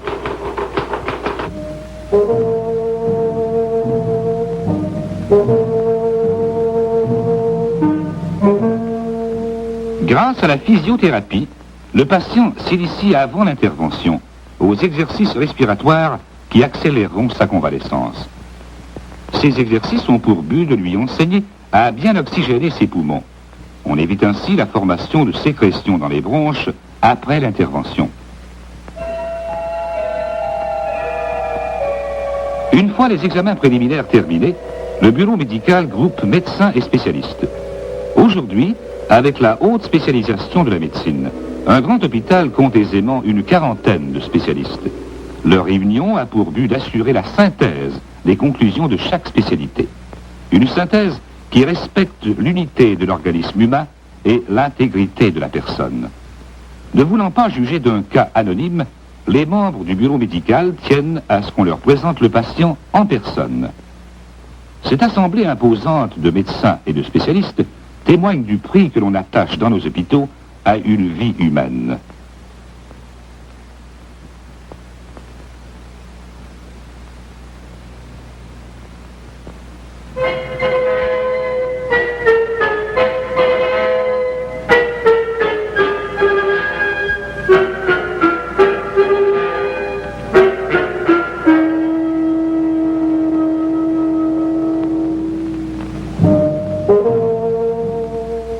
Médecins et spécialistes et de nombreux examens réalisés selon la plus récente technologie médicale ont corroboré le premier diagnostic du médecin. Le jour est venu d'effectuer l'intervention chirurgicale à cœur ouvert.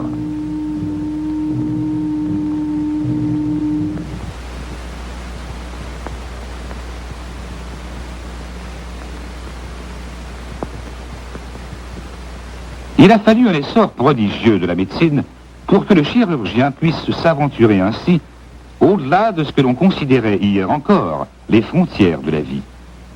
Il faut, pour s'en rendre compte, retracer les grandes étapes de l'évolution de la médecine dans la province de Québec, des modestes débuts du premier hôpital jusqu'aux grands hôpitaux modernes qui datent de 15 années à peine.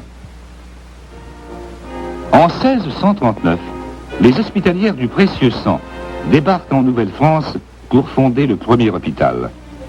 Fonder un hôpital à Québec en 1639, c'était inaugurer l'hospitalisation non seulement au Canada, mais dans toute l'Amérique septentrionale. Les voûtes souterraines qui datent de 1695 logeaient la cuisine primitive de l'hôpital et sa pharmacie, encore bien rudimentaire. L'hôpital n'a cessé de grandir pendant 3 siècles.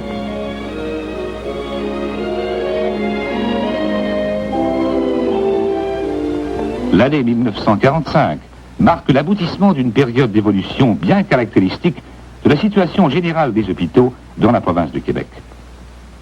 Mais à partir de 1945, cette évolution, en s'accélérant, ait pris une tournure différente. Un réseau de 170 hôpitaux s'étendit à travers la province, soit 9 hôpitaux psychiatriques, 13 sanatoriums, 45 hôpitaux généraux, 54 hôpitaux régionaux et 49 hôpitaux, hospices et orphelinats. Vers 1945, la tuberculose proliférait dans la province. Il fallait édifier rapidement un système de défense qui puisse couper court au progrès de cette maladie. L'État provincial s'attaqua à cette tâche gigantesque et en peu de temps, les sanatoriums se multiplièrent.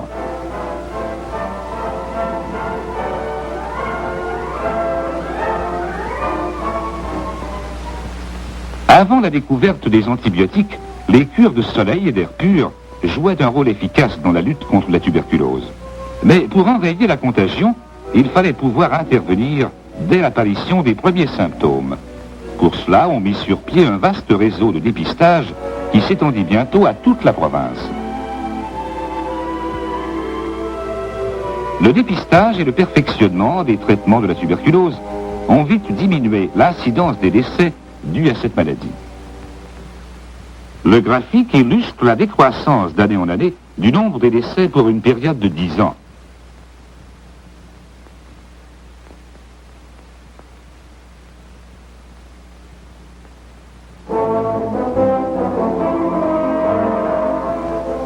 La société moderne exige toujours davantage de la médecine d'aujourd'hui. Pour relever ce défi, la médecine n'a pu échapper à une spécialisation toujours accrue. Il fallait non seulement former plus de spécialistes, mais aussi mettre à leur disposition les appareils de plus en plus complexes et dispendieux de la technologie médicale moderne.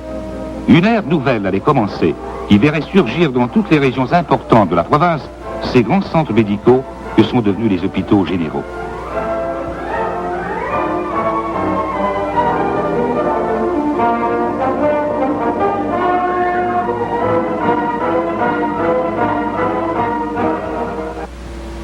L'électrophorèse est une toute récente technique d'analyse du sang.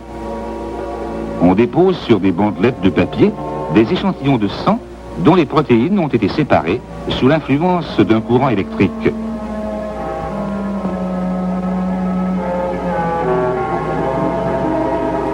On colore ces bandelettes, puis on les place au-dessus de vapeurs d'ammoniac qui augmentent l'intensité de la coloration.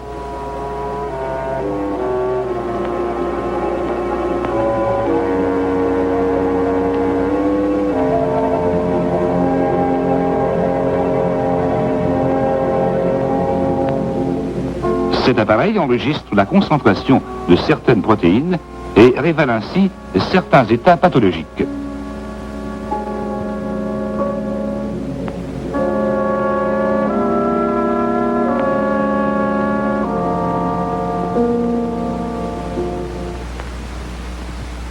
Cet appareil inaugure l'ère de l'automation dans les laboratoires des grands hôpitaux. La préparation des pièces soumises à l'analyse microscopique exigeait autrefois de nombreuses manipulations qui aujourd'hui s'effectuent automatiquement par un seul réglage de cet appareil.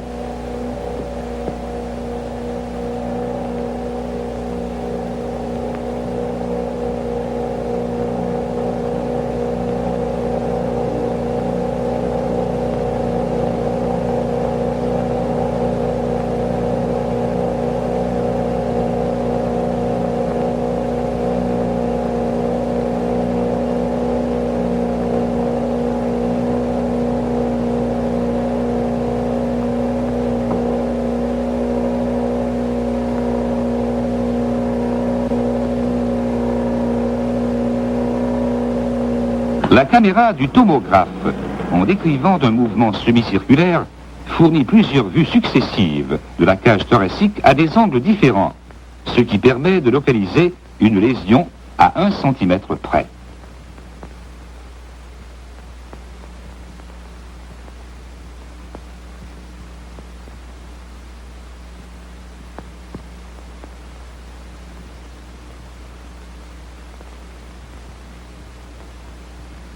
En variant le voltage de cette petite ampoule, on obtient une intensité lumineuse qui a rendu possible la bronchoscopie ou l'examen des bronches.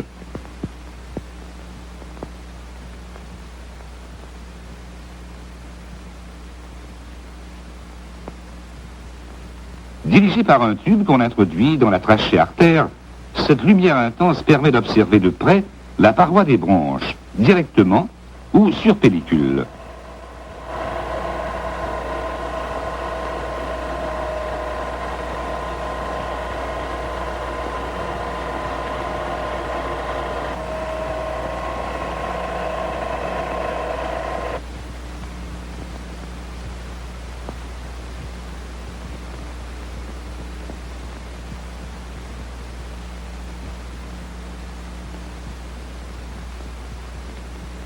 C'est une technique toute différente qu'utilisent les radiologistes. Cette technique, qu'on appelle bronchographie, consiste à injecter dans les bronches une substance opaque facilement observable sur pellicule ou sur écran par fluorescence.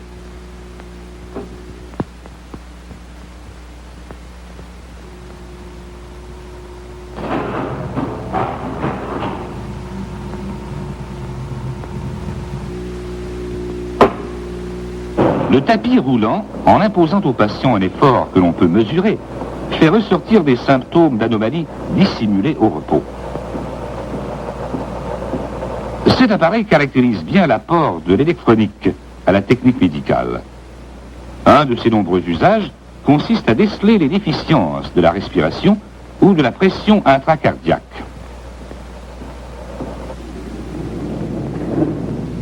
Sur cet écran d'une luminosité extraordinaire, voici un cœur humain dans lequel on a introduit un mince tube très souple et assez rigide en même temps pour qu'on puisse le diriger à volonté.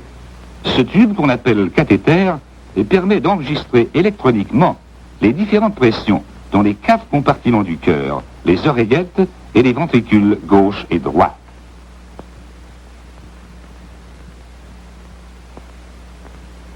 Des pressions anormales révèlent souvent des vices de conformation du cœur ou des lésions qui nuisent à l'oxygénation du sang. La sonde du cathéter permet aussi d'effectuer des prélèvements de sang dans les différentes parties du cœur.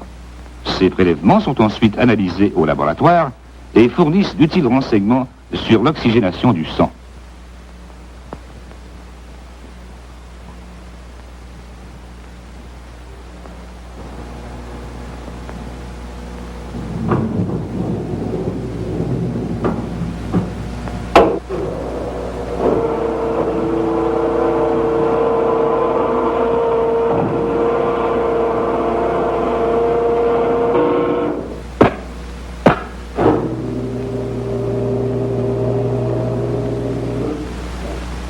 La sonde du cathéter permet d'effectuer un autre examen tout aussi spectaculaire, l'angiocardiographie. L'angiocardiographe est un appareil à rayon X muni d'une caméra spéciale qui enregistre sur pellicule les mouvements du cœur. On introduit dans le cathéter, au moyen d'une seringue automatique, une substance opaque qui révèle le comportement du sang dans le cœur.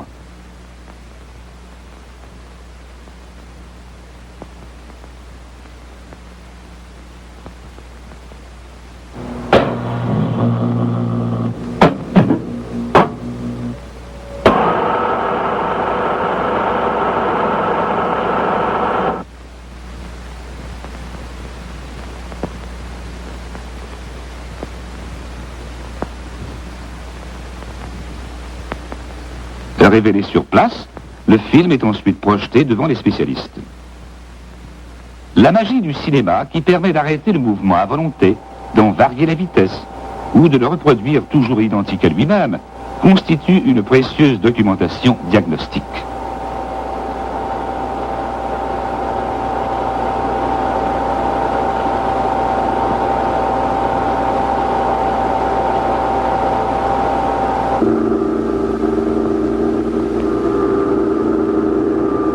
Véritable anticipation de l'an 2000, la bombe à cobalt marque l'effort de la médecine dans un secteur troublant de la pathologie, les maladies cancéreuses.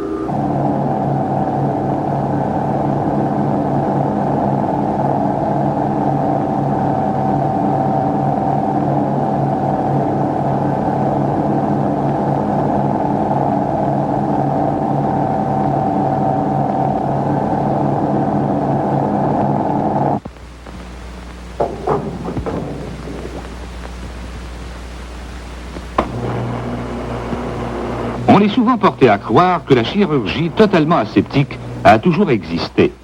Pourtant, cette conquête de la médecine ne date que du début du siècle à peine. C'est en 1886 seulement qu'Ernest Bergman propagea la stérilisation à la vapeur des pansements. Des améliorations innombrables ont conduit aux méthodes aseptiques raffinées d'aujourd'hui.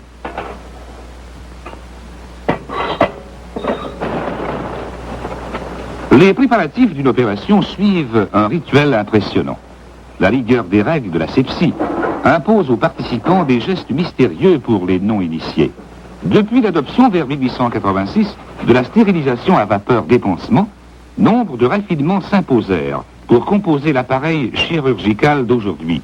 Gants de caoutchouc, blouses stériles, calots et masques, méthodes perfectionnées pour stériliser les instruments et le catgut, etc.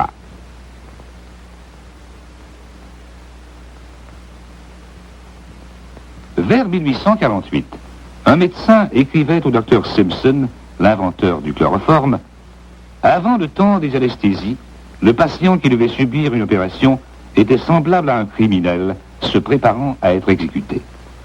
La qualité du travail chirurgical en était compromise. On rapporte que le grand chirurgien John Hunter devenait pâle comme la mort quand il lui fallait appliquer le bistouri. Pour abréger cette tension nerveuse, les chirurgiens devaient opérer en vitesse, souvent aux dépens des résultats.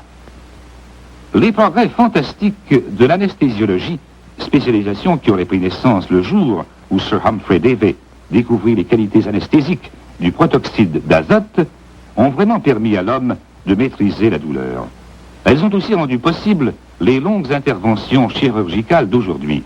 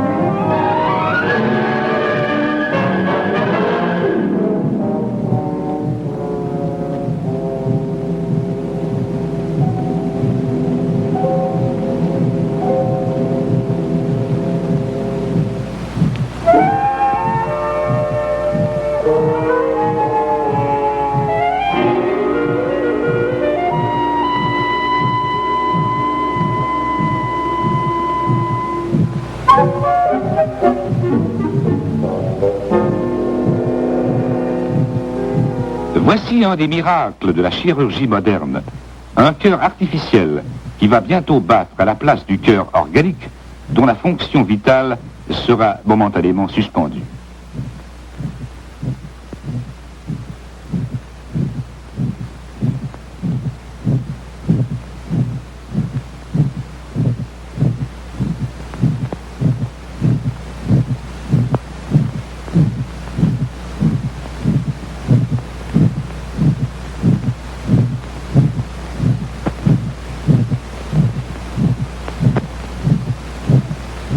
Le moment précis où le cœur artificiel doit succéder au cœur organique constitue le point critique de l'intervention.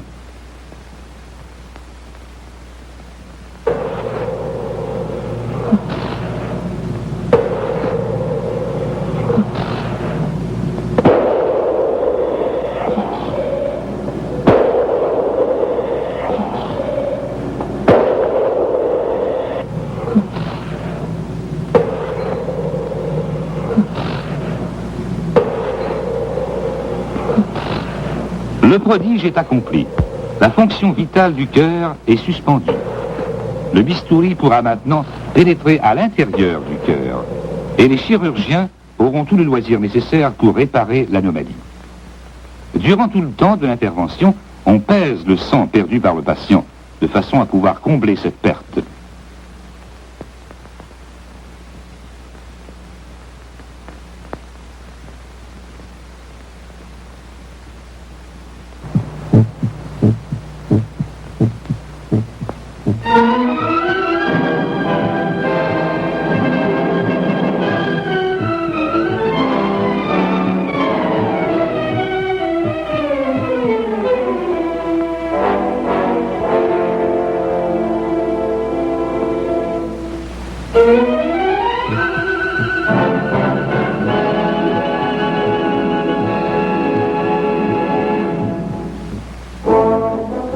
L'angoisse, la crainte, l'énervement sont la rançon d'une sorte d'accélération du rythme de la vie dans notre société moderne. Aussi, l'aliénation mentale éveilla-t-elle depuis le début du siècle un intérêt grandissant qui ouvrit de nouvelles avenues à la médecine moderne. Aussi, l'État provincial dut-il combler l'urgent besoin d'hôpitaux psychiatriques.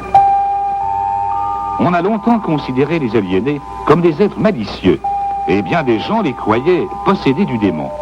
Ce qui explique les rigueurs dont les aliénés étaient victimes jusqu'au début du XXe siècle.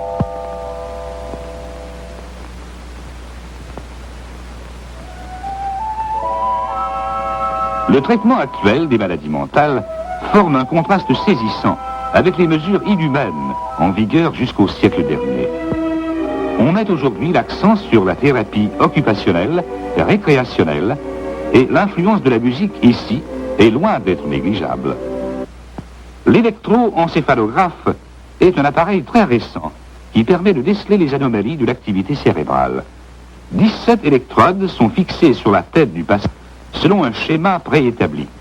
Ces électrodes enregistrent des différences de potentiel que l'appareil traduit sous la forme de lignes plus ou moins accidentées selon la nature et la gravité des anomalies cérébrales.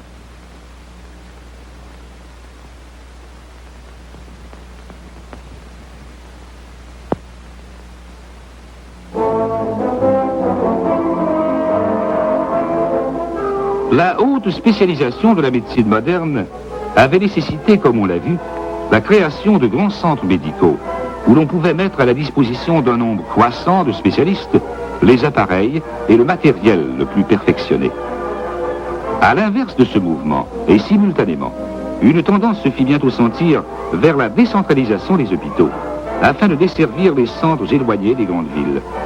En fait, ces deux tendances, loin d'être opposées, se complétaient l'une l'autre. Grâce aux hôpitaux régionaux, on peut traiter sur place les cas de médecine courante.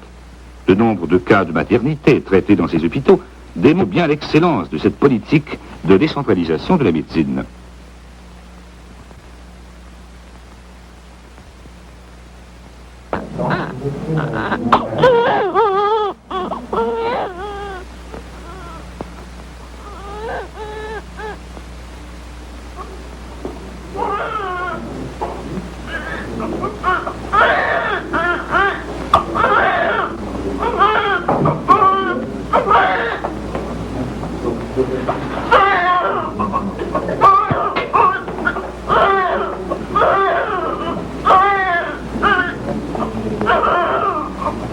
Le grand mérite de la décentralisation des hôpitaux fut de faire profiter les populations régionales des plus récentes techniques d'obstétrique, de gynécologie, de puériculture, etc. Aussi faut-il attribuer à cette décentralisation la baisse remarquable de la mortalité infantile dans la province de Québec.